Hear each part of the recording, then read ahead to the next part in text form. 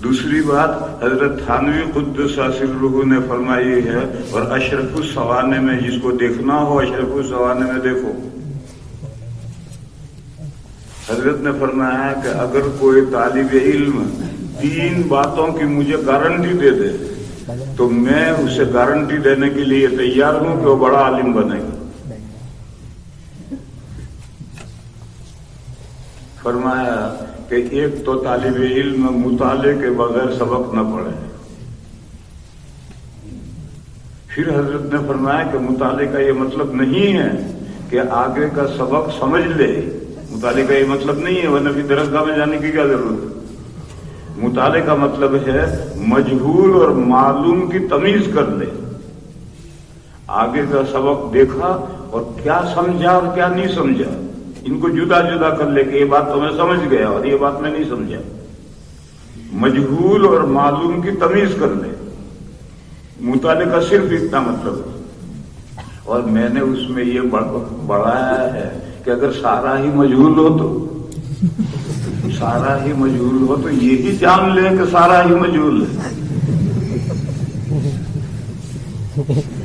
مگر 3 مرتبہ تنہائی میں کہیں بیٹھ کر کے جو اگلا سبق پڑھا جانا ہے وہ عبارت جہرن پڑھے اور یہ بات جان لے کہ سارا نہیں سمجھا۔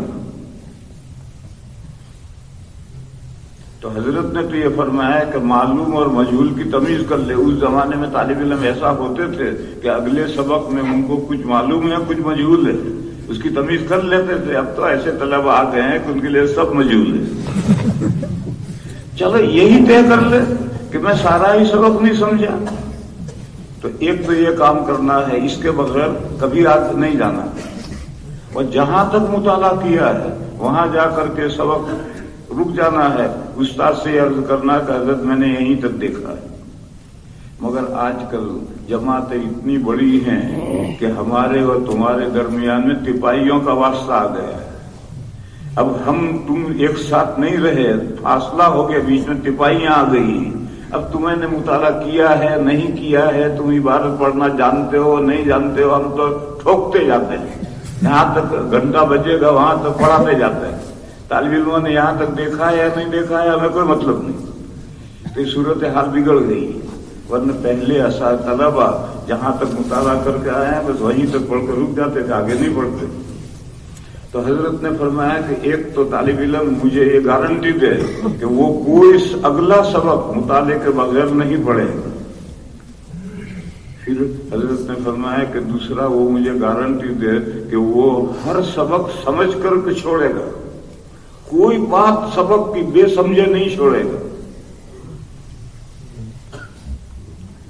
اگر سبق میں درسگاہ میں بات سمجھ میں نہیں آئی تو کمرے میں جائے استاد کے پاس اور وہاں جا کر سمجھے۔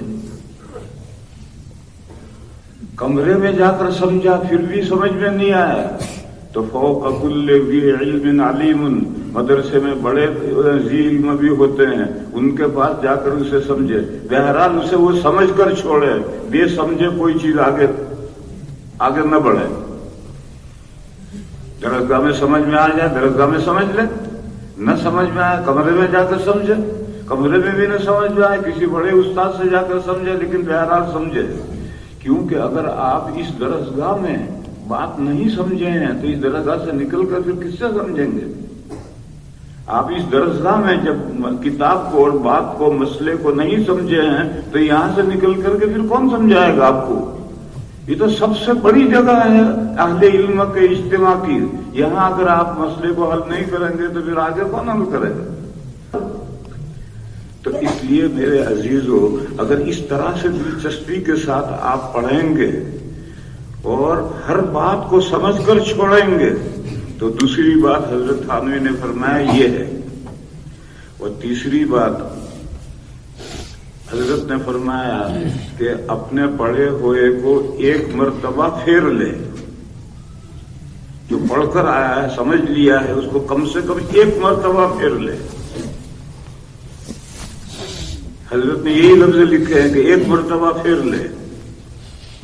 اور پھر حضرت نے یہ بھی لکھا ہے کہ اگر کوئی طالب علم مخاطب نہیں ہے جس کو تکرار کرائے، پہلے تکراریں ہوتی تھی، اب اردو کی تکراریں ہوتی، لڑائی جھگڑے ہوتے ہیں، پہلے سبق کی تکراریں ہوتی تھی، تو اگر کوئی مخاطب نہیں ہے تو تپائیوں کو سامنے رکھ کر کے سبق پڑھ کر آیا ہے وہ ایک مرتبہ ان تپائیوں کو سنا دے، اپنے قبضے میں کٹورا لوٹا سامنے رکھ کر اس کو سنا دے۔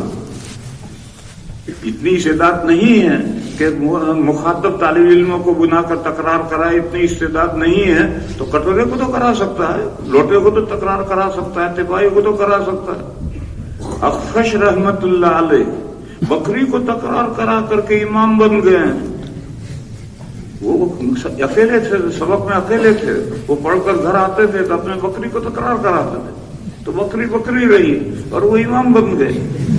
تو جب بکری کو تکرار کرا سکتے ہیں تو لوٹے کو اور کٹورے کو کیوں نہیں کرا سکتے؟ ایک مرتبہ پھر لے، یہ تو حضرت نے لکھا کہ ایک مرتبہ سبق کو پھر لے۔ میں اس بات کو ایک دوسرے طریقے پر بیان کرتا ہوں، وہ یہ ہے کہ جو دونوں ہاتھوں میں استاد سے بھر کر لایا ہے وہ گرنے نہ پائے۔